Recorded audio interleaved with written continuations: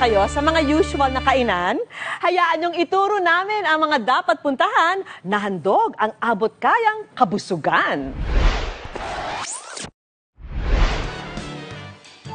Ang panlasang Pinoy talaga namang sari-sari. And to satisfy our cravings, kung saan-saan kainan din tayo nakakarating.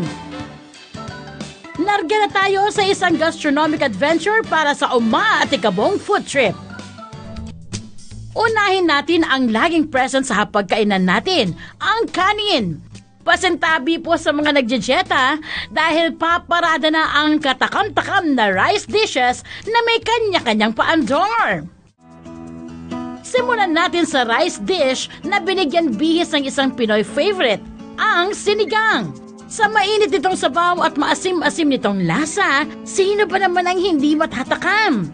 A delicious surprise dahil ang sinigang ginawa na ring flavor ng fried rice. Ito ang dry sinigang rice with lechon kawali na handog ng isang resto at student tambayan sa Katipunan, Quezon City.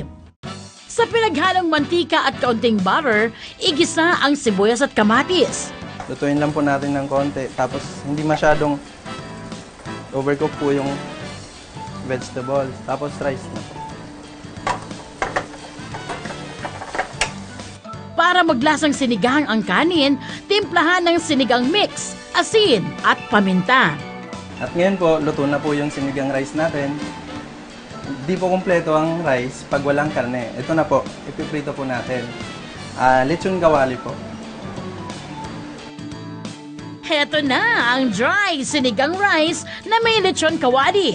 Ang kakaibang Pinoy rice dish may enjoy for 180 pesos. Pero sarap kaya ito ng tunay na sinigang. Sarap. Yung kanin niya walang sabaw. Pero sinigang yung lasa. Tapos may karne na rin siya. Perfect. Mula China, bibida naman ang yang chow. Ang rice dish na ito, binubuo ng humigit kumulang na 20 sangkap. Binansagan itong ship jumps over the wall rice ng isang resto sa Makati. There was this monk na nagdala siya ng food sa travel niya. Tapos nilagay niya sa isang jar. Lahat ng components nilagay niya doon. Pagdating niya doon, pinakuluan niya. Tapos nung naamoy daw nung parang monk sa temple, so parang tumalon daw sila sa bakod tapos hinabol nila yung soup. So doon ang galing yung classic recipe niya. Tunawin sa kawali ang foie gras na galing sa duck liver. Dito, igisa ang sibuyas at bawang. Hiniwang pisngi ng baboy, pork belly at Chinese chorizo.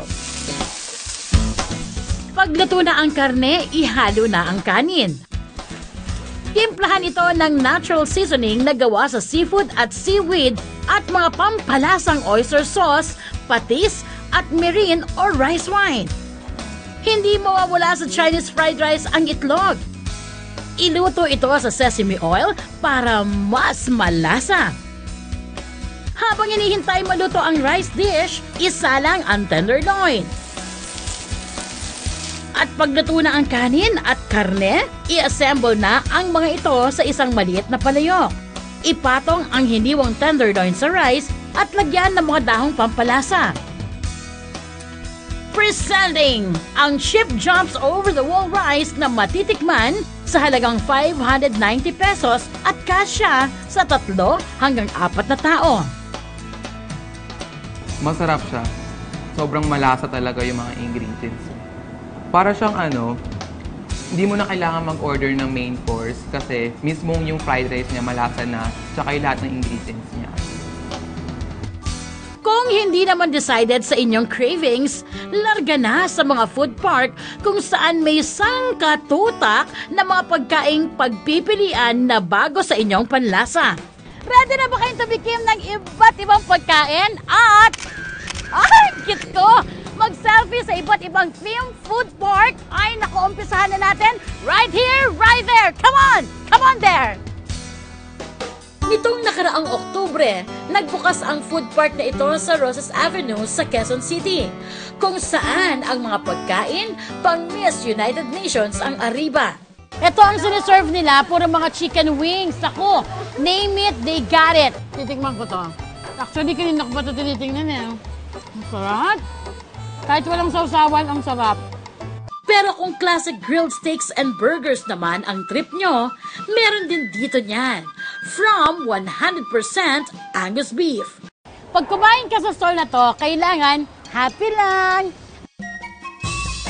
Dahil trivia po, ang may-ari ng stall na to ay si Chris Berna. Ganyan. Anong hasayo niya? Korean food baka mo? Meron din sila niyan. Mula bibimbap hanggang japchae.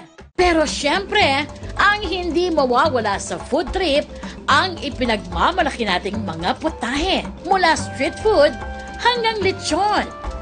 Matatagpuan dito. Naku, ito po yung una kong uupakan muna. Pag pumupunta ako ng Rizal, sa Angono, particularly in Angono, lagi akong kumakain ng itik.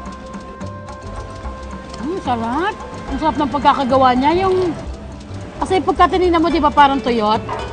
Pero yung laman niya, moist. Kukuha ko ng balat. Look at this! Look at this! Ang sarap! Grabe, ang luto! Kaya hindi niya na masisisi ang mga nahihirapang mag-dieta. Sa sarap kasi ng mga pagkaing ating nadidiskubre, naku, kahit sino, mahihirapang humindi. Ang sarap!